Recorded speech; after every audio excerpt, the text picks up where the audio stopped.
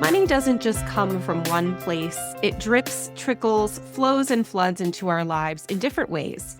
Welcome to Drip Trickle Flow Flood, a podcast that explores the power of multiple income streams. And today we have an awesome guest who is joining us all the way from Portugal.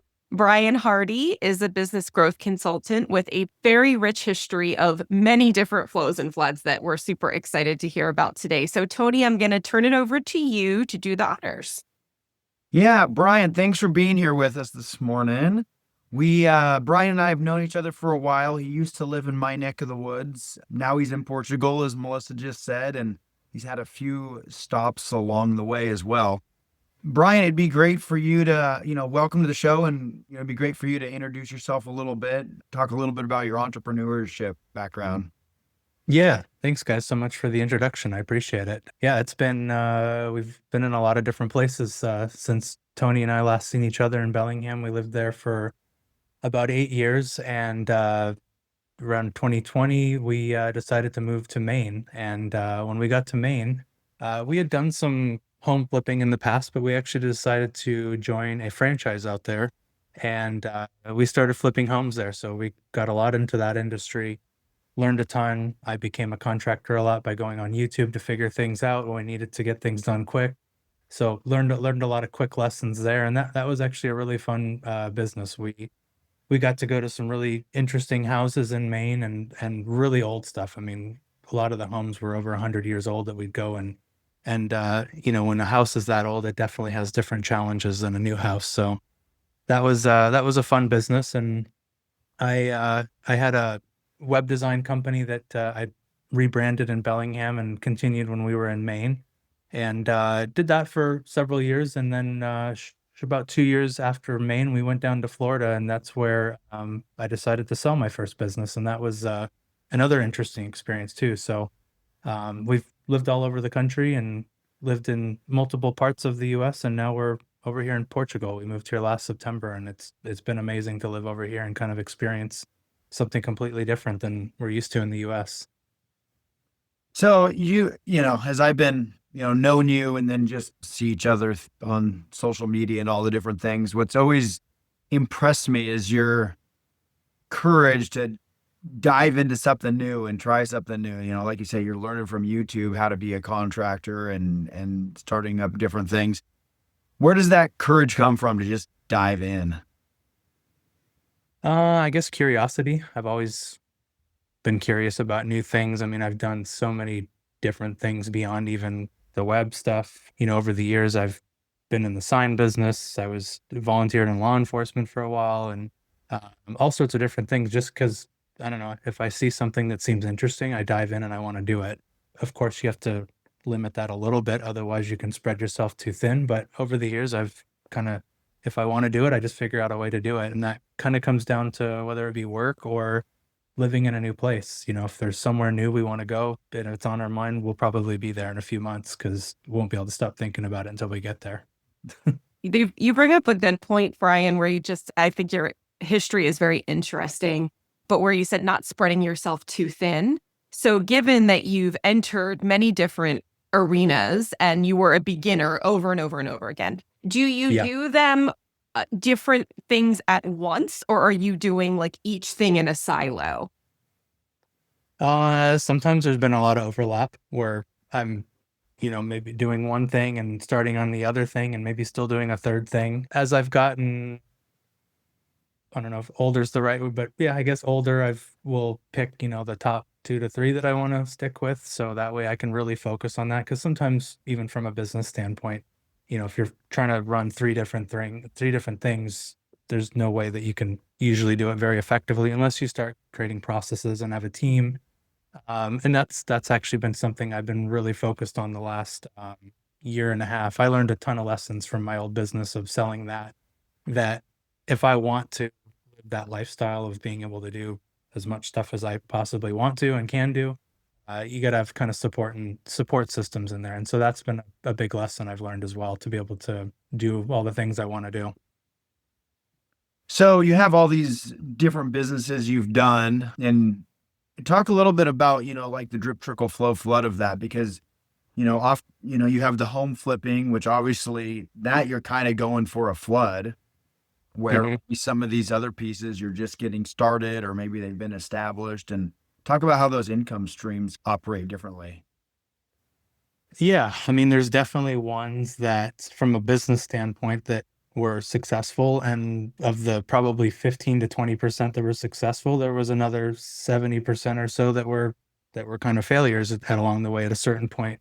But I think that every single time something that I thought, oh, this would be a great idea, let's start it up, I'd be quick to try to figure out whether it is a good idea and learn your lessons as it does fail. I think is important, and just having that speed. So, like, I mean, I come up with ideas all the time. There's no way I could implement all of them. So, when it's one that I really actually like and think would be fun to do, I try to figure it out and test it as soon as possible.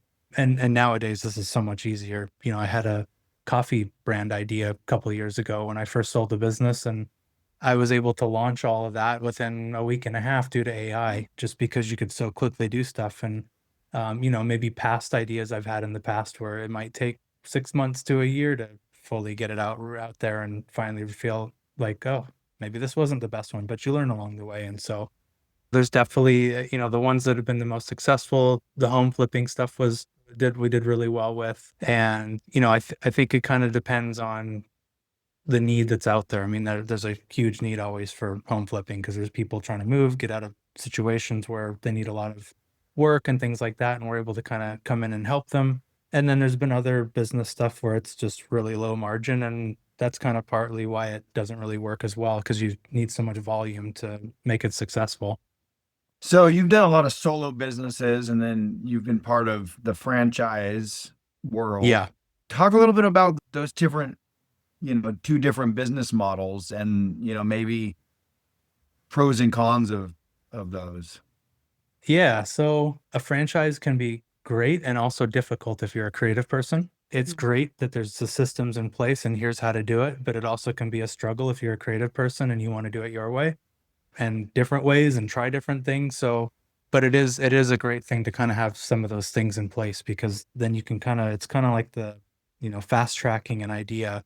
It's already built out. You can just start doing it and following their systems and that sort of thing. So it was kind of funny when we first got into that. They do a lot of like disc assessment type stuff. Mm. And the person who was onboarding us, he said to me specifically, he said, "You're going to have trouble with this, not wanting to go outside of the box and do your own thing." He said, "You need to not do it and just follow the system." And I did, but I had to remind myself of what he told me every time that I had an idea. So that Yeah. was interesting. That's Yeah. Oh, go ahead, interesting. Melissa.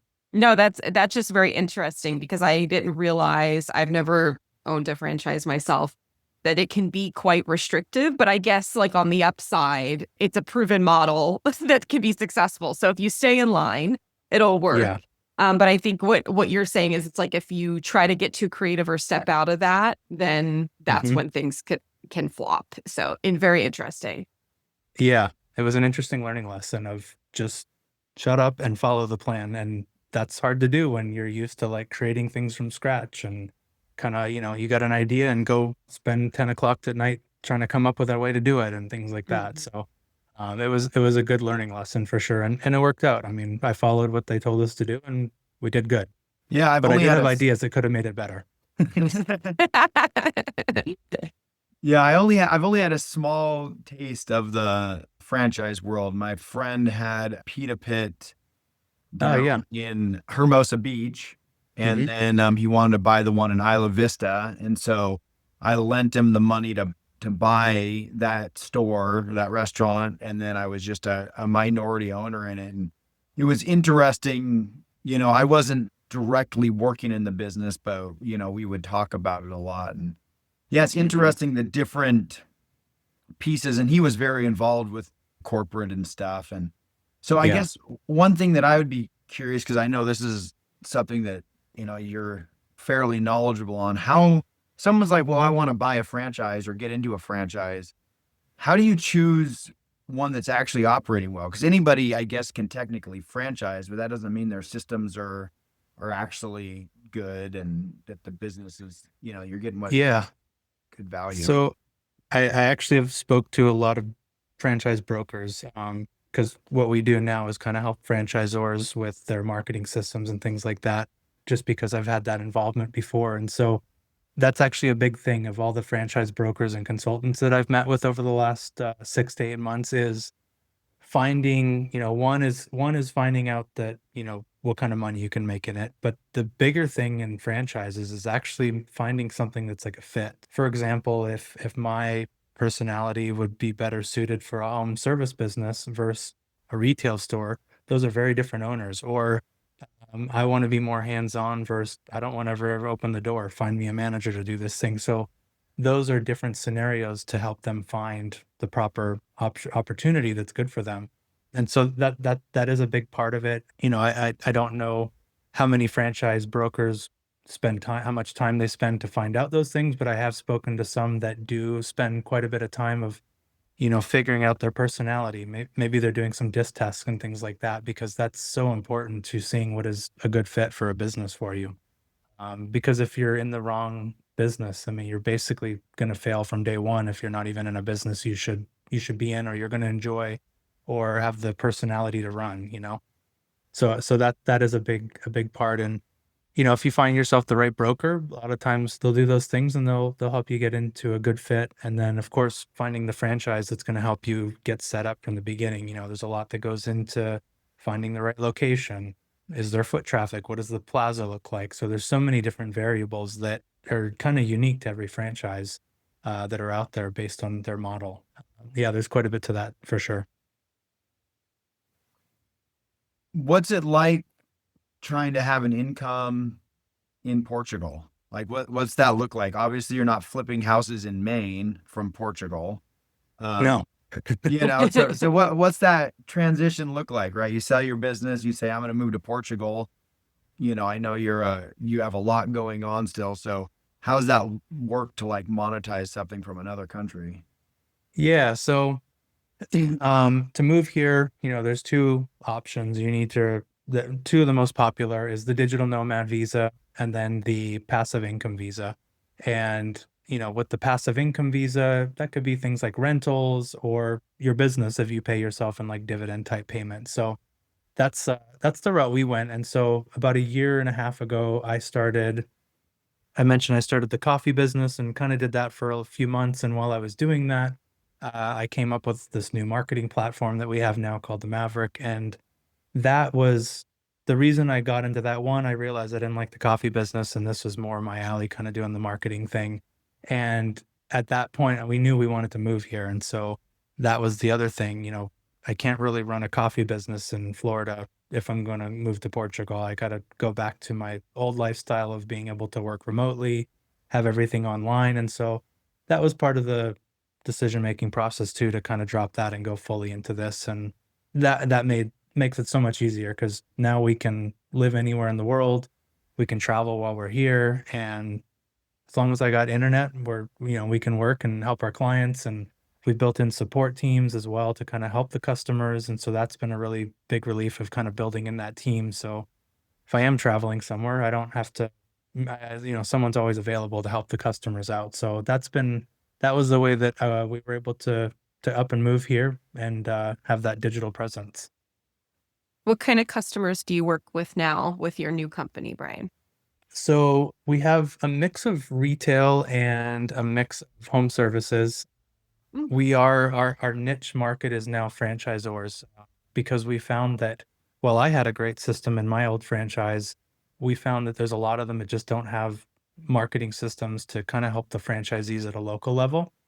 And so we started asking around and discovered that that was kind of a bigger problem in the industry. And so now we basically we go find franchisors that are struggling, and we build everything out for them. And then their franchisees, they pay the monthly cost. And we've actually worked out some rev shares. We just wanted to create an offer that is just super irresistible and kind of solves all their problems, from the creation to the support, to the setup and answering questions. We wanted to take that all off of their plate, so that way they could just focus on growth, getting more locations and things like that. And so that's our target customer. We do find that home services get our service the quickest, because And, a lot of them, if they're not a certain size that can afford a call center, they're just, it's usually the owners out there working or managing the team, and it's hard for them to get all the calls, but they might miss 50 calls a month, even 40. And if we're able to capture with our AI voice when to pick it up, then, we get them one new customer, and it more than pays our cost for helping them out. So that's kind of our ideal niche of our niche, is kind of the home service field as well. That's interesting. I hear that a lot from folks in my life, like they're trying to hire a landscaper and no one will call them back. So that sounds like it's solving that problem. I felt the pain when we had the home flipping business. That's why I went on YouTube half the time, because nobody picked up their phone. Oof, that's interesting. And then It was tough. with these home services businesses too, it sounds like there's just quicker adoption on that end because you're dealing with less like red tape and bureaucracy. But with the franchisees, that's a bit tougher to get in because you're dealing with multiple locations. With the franchise, so yeah, I mean, from a sales standpoint, selling to an individual small business is generally easier because you're usually talking to the owner or the manager. With the franchise system, we have to come into the franchisor because they're essentially the ones that approve all the vendors for everybody. But the way that we set it up for them is we create it as a single product that's purchasable. It's all built out for them, and we use custom values because we wanted to create it as a simple, duplicatable product. So if they had 10 locations or 7,000 locations, it's really easy for us to fire out that product for all of them, get their accounts set up and so on, because they're all using the exact same product, the way it's branded for the business. So as we've been talking, something that popped into my head is you're living in Portugal. Presumably you're working with a lot of people in the United States, but maybe you're working with people all over the world. How do taxes work? Yeah. So primarily everybody's in the US that we work with. We could work with people here because our business is registered in the US still. And so we file all our taxes there and that sort of thing. But the way that the taxes work here is whatever you pay yourself personally, you pay tax on over here. And because there's a tax agreement with the US, and taxes are a little slightly higher here, so your personal income that you bring over gets taxed at this price. And then when you go to file in the US, they add a tax credit to it, essentially. Next year will be our first year to do that because we basically became residents like the last day of last year. So next year will be our official year to do it. But that's kind of the way around it, is just making, and that's the benefit of kind of keeping your business on that side and then paying yourself personally, because taxes are quite a bit higher here than most of the US. Interesting. So you have to account for that, I guess, when you're going over there, your income is going to change pretty drastically.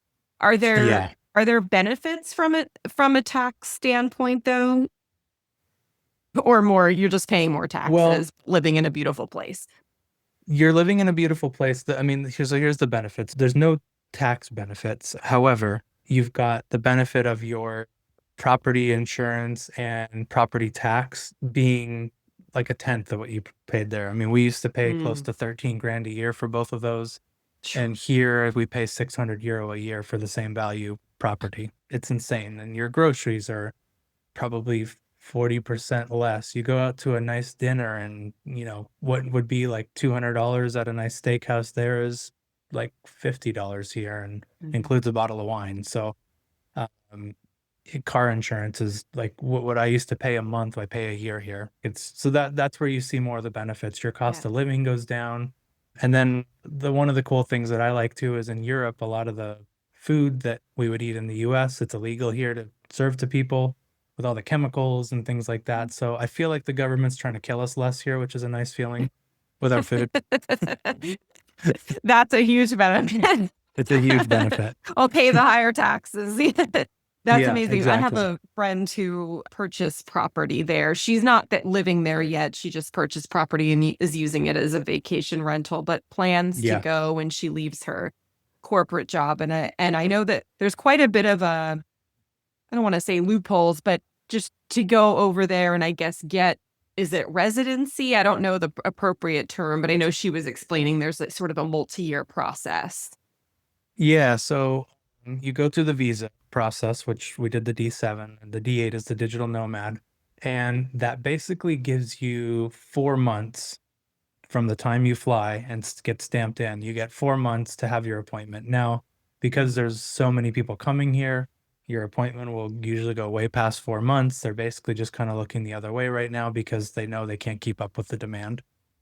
We did get lucky. My wife got her appointment. I didn't get mine, but they seen us both at the same one. And so we got really lucky in that sense.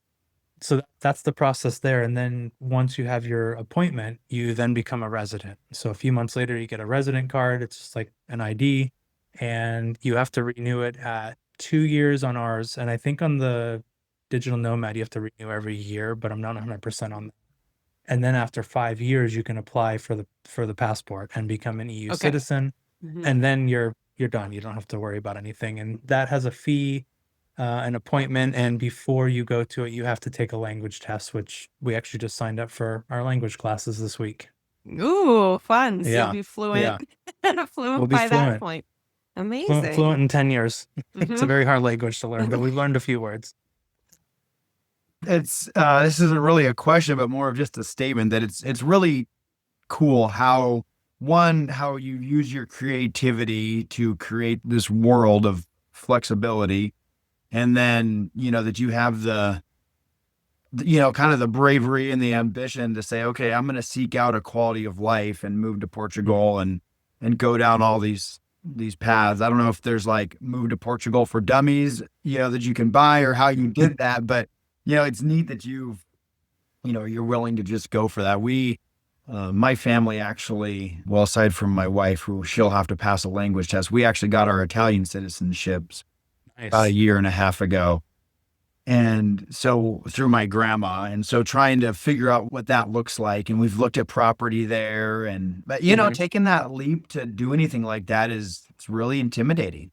So, Yeah. just more of a kudos that you had that ambition to just take those leaps. And, it sounds like your quality of life in Portugal is fantastic.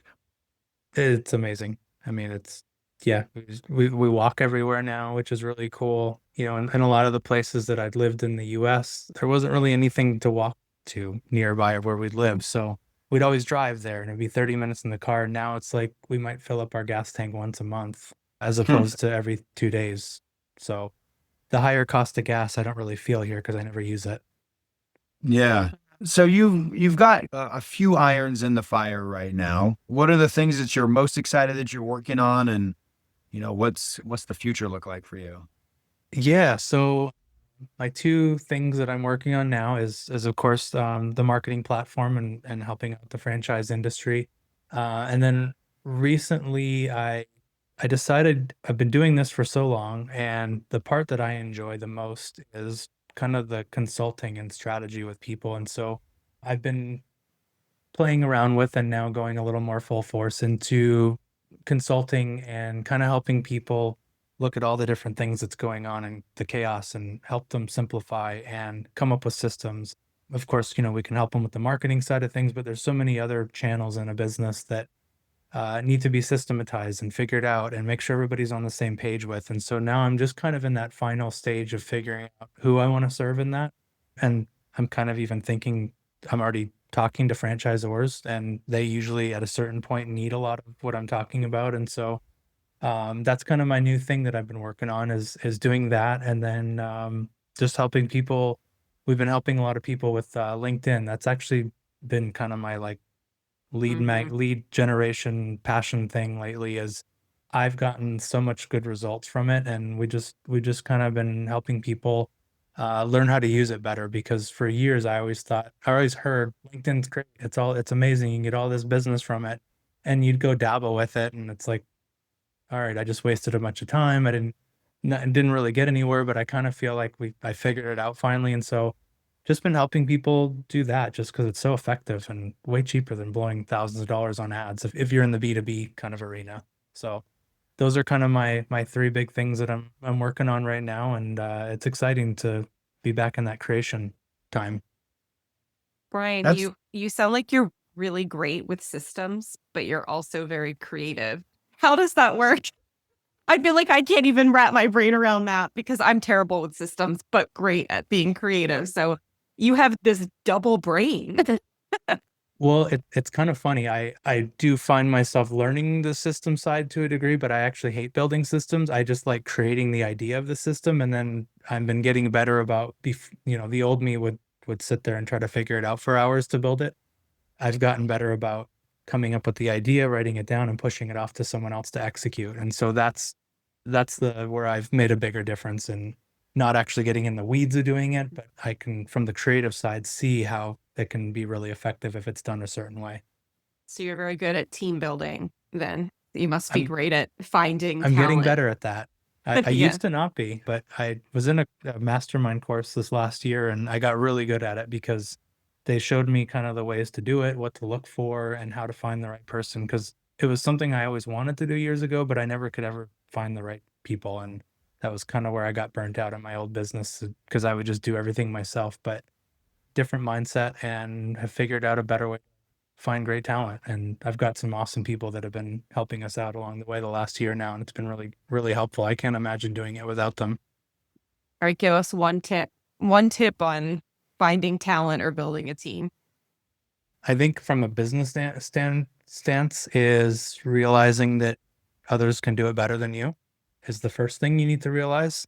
And then that actually helps you find people better.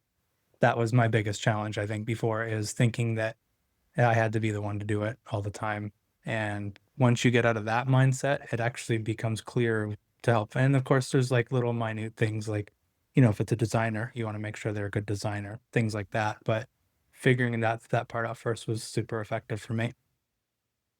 That's a good tip. Yeah. Yeah, I built a lot of my world on you find really, really good people and put them in a situation where they're able to do what they're, really good at and enjoy doing. And you can put people in those situations, they tend to thrive. And this is kind of the same thing, finding people that are good at the things you're not, but also just being aware of your weaknesses. And, that takes a little bit of time and a little bit of wisdom and self-admission to admit that, some of those weaknesses exist, and a lot of them are really glaring. And I know that my world got a lot more efficient, and just everything operates better when you come to those realizations. I have a new rule that I practice often. And if I'm doing something that in the moment I'm like, I don't want to do this, that immediately I figure out who I can have do it, or ask my VA to do it. Any of those scenarios, as soon as I have that little bit of feeling, I'm done doing it, because I want to focus on the things I enjoy doing. And that's a good indication of when you need to pass something off. Well, it's also a good way to live. If you're focusing on doing the things you enjoy doing, Yeah. not only are you going to be happier, but you're probably going to get a lot more done because you're for sure. excited about the stuff you're working on. Yeah, you're way more efficient if you can push those kinds of things off. One thing that was really helpful in the beginning, I was talking to a couple of VA kind of owner companies, like they were trying to sell me into their service. And one person gave me this worksheet, and she said, this is the best way, because I didn't know what I needed a VA for at the time. And so this was a thing she came up with and gave me to try out. And it was basically, it's a brain dump of kind of what I mentioned, that little feeling you get of putting all the things you do and then marking them. What do you actually enjoy and what do you hate doing or so doing? And that helps create your initial list of what you need to find somebody to do for you. And that was a really helpful exercise. Very cool. Yeah. Well, Brian, I think we have used up actually a little bit more time than we told you we were going to take, but this has been fantastic. Is there any last thing you want to leave with our listeners? Yeah. If anybody wants to move to a European country, you should do it. And if anybody needs advice, reach out to me on Facebook or LinkedIn, and I'm happy to tell you the process worked. And start watching International House Hunters, because you'll find a place that you might want to do it. That's what got us stuck on coming here. That's where the obsession came from. We saw Now, an Brian, episode you're of- opening the floodgates. Now everybody's going to start pinging you. How do we move? I'll probably be one of them because I think that's pretty fascinating. Thank you so much. You shared so many awesome tips with us today, Brian, and we really appreciate your time. Yeah, thanks for having me. Thank you so much for joining us. And for all of our listeners, thanks so much for joining Drip Trickle Flow Flood today. And we'll see you next episode. Bye now.